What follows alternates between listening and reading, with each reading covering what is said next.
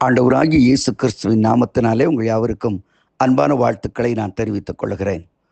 மற்றொரு இனிய காலை பொழுதில் உங்களை சந்திப்பதில் மிகுந்த மகிழ்ச்சி. இந்த நாள் உங்களுக்கு ஆசீர்வாதமாய் அமைவதாக. இன்றைக்கு நான் உங்களோடு பகிர்ந்து கொள்ள விரும்புகிற ஆண்டுடைய வார்த்தை நெகேமியா 8ஆம் அதிகாரம் 10ஆம் வசனம். கர்த்தருக்குள் மகிழ்ச்சியாய் இருப்பதே உங்களுடைய பலன். கர்த்தருக்குள் மகிழ்ச்சியாய் இருப்பதே உங்களுடைய பலன். அன்புக்குரிய சகோதர சகோதரிகளே, கிறிஸ்தவ வாழ்க்கையிலே தேவன் கொடுத்த மாபெரும் ஈவு அவருடைய மகிழ்ச்சி.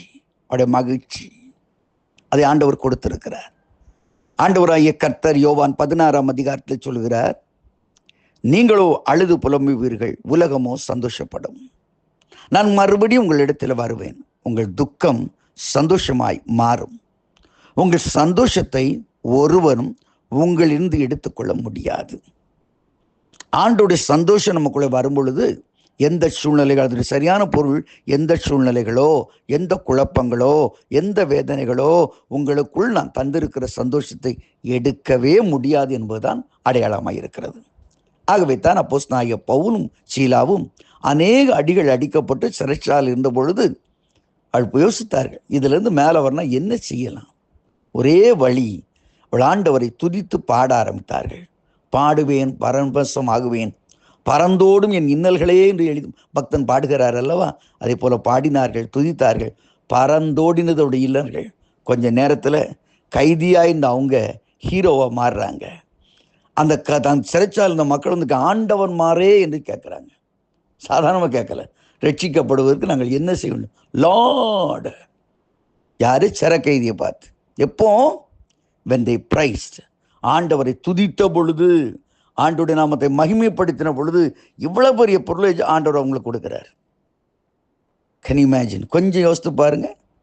அப்போ வாழ்க்கையில் நீங்கள் ஆண்டவருக்குள்ளே மனமகிழ்ச்சியாக இருக்கீங்க. அதனால தான் அப்போஸ்தலனாகிய பவுல் சிறை கைதியாக இருந்து சிறைச்சாலையில் இருந்த பொழுது, ஆக பிலிப்பியர் 4:4 சொன்ன, கர்த்தருக்குள் எப்பொழுதும் சந்தோஷமாயிருங்கள்.